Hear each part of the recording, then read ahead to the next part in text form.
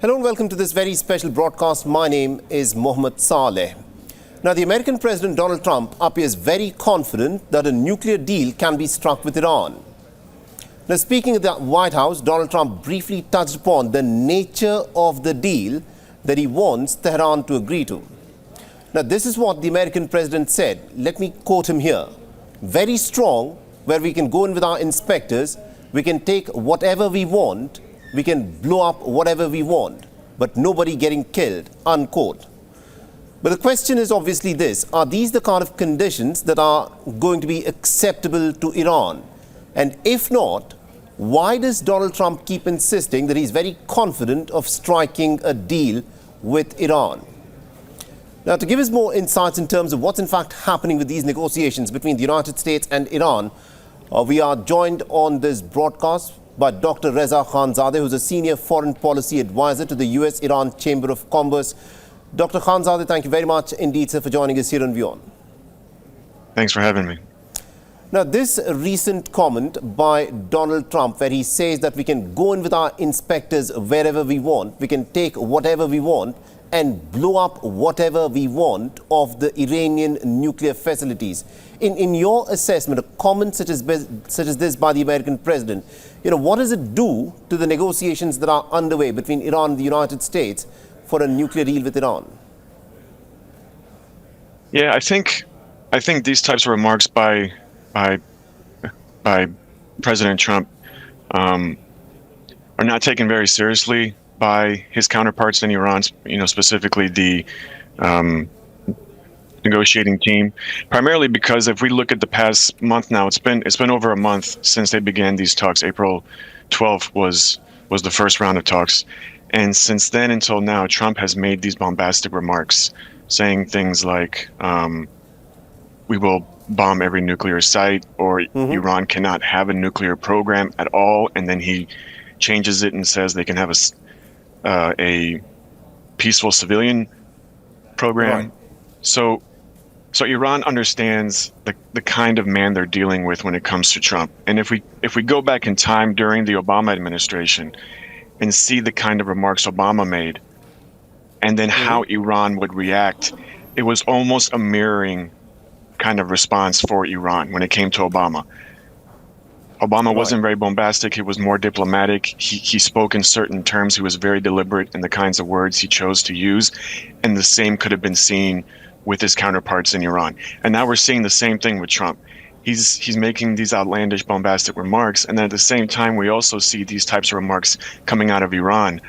And this is all for the media, for them to show face, for them to save face, for them to kind of appease to their own domestic constituents. But when it comes to sitting at the table, they will continue to have these negotiations. Because like I said, over a month ago now, Trump has made some, outlandish remarks similar to what we just heard, but they continue to have these talks. So I don't think it's going to have really any kind of serious impact on the actual negotiations. Right. Now, it's interesting that you describe these remarks by Donald Trump as being bombastic. Some would say that he's just unpredictable, that it is difficult to, in fact, sometimes make sense of what Donald Trump actually wants in a negotiation. In your assessment, looking as to how things have progressed, what do you think the Americans are looking for as their final negotiating line? What do you think would be acceptable for the Americans to have for the Iranians? Well, essentially, I think what we're looking at with the type of deal that the United States would agree to would almost look somewhat identical to what Obama came up with the JCPOA. The only difference would be that Iran's Arab neighbors will be more involved this time as opposed to last time. And also the U.S. businesses would be more involved once or if the deal is signed and then, sanctions are lifted. U.S. companies would have more access to their counterparts in Iran. Because that was two of the main sticking points, I think, as far as why Trump walked out of the deal during his first term. A lot of people say it was because, in spite of Obama, which may be the case. But I think if we look at the psychology of it, the way Trump approached it the first time around, he saw it as a way that the JCPOA helped more European countries, helped China, helped Russia, but did very little for the U.S. economy. Right. And if we follow Trump's campaign when he ran for president again, it was all about, U.S. first, U.S. businesses, U.S. companies. So I think the deal will be very similar to the JCPOA in the sense that they will have almost Right. unlimited access to all of Iran's nuclear sites to check and make sure everything is, up to code. And then that way he'll have more deals to make for his constituents, for the U.S. companies inside the United States. Dr. Khanzadeh, for people who are watching these negotiations closely, there is a certain contradiction between what Donald Trump has said and what Steve Witkoff has said. Now, Donald Trump earlier had said that Iran can't have a nuclear weapon. That's the only thing that he does not want Iran to have.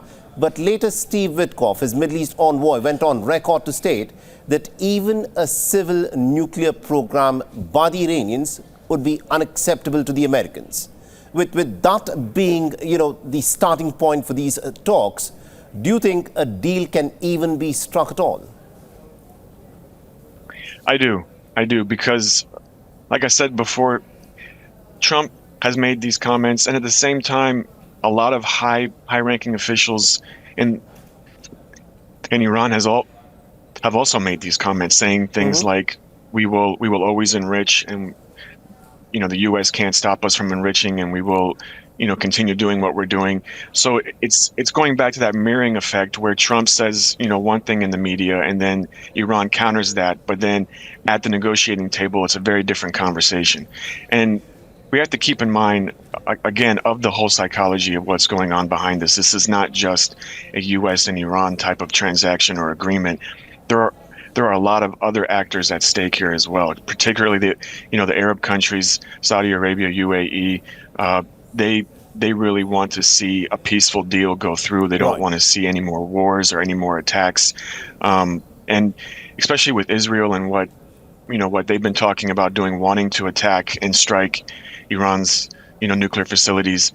It is in really everyone's best interest that this deal is made, because again, if we go back during the Obama administration, he even spoke about, if a deal is not made, the alternative is war or some type of attack on Iran's facilities. And Trump has made that same kind of comment. Of course, it wasn't as like the way Trump delivered it wasn't as diplomatic as Obama, but it was still delivered in that same context. So everyone understands the magnitude of this agreement, and I think a deal will be made as long as those key actors within the region are included in the conversations. It's interesting that you mentioned the key actors who are also watching from the sidelines these negotiations very closely, and the state of Israel that has been making a lot of noise, that has been saying a number of different things about Iran's nuclear program.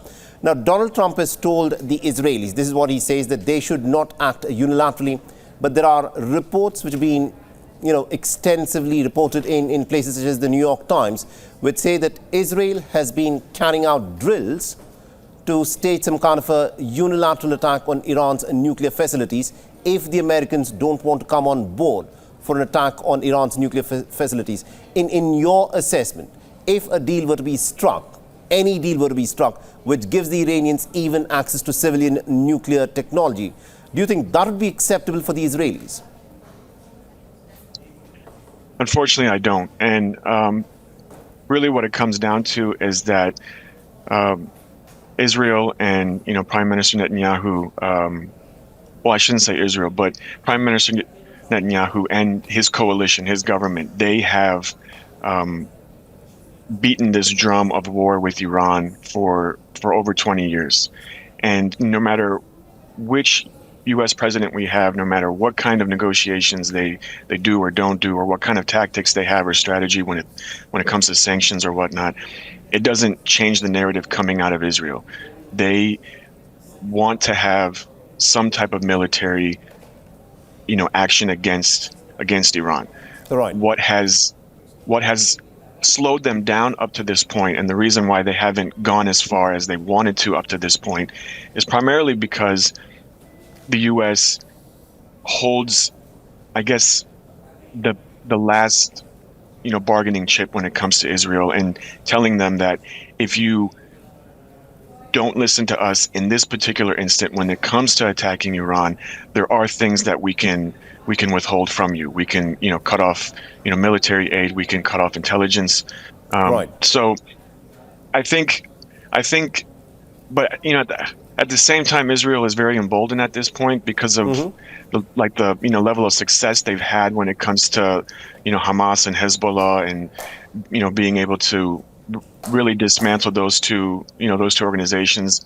And they've had some quite success when it comes to those 3 strikes they've had on Iran and those facilities that they've hit, to where it might come to a point where Netanyahu might not even listen to Trump, and Right. he could strike unilaterally.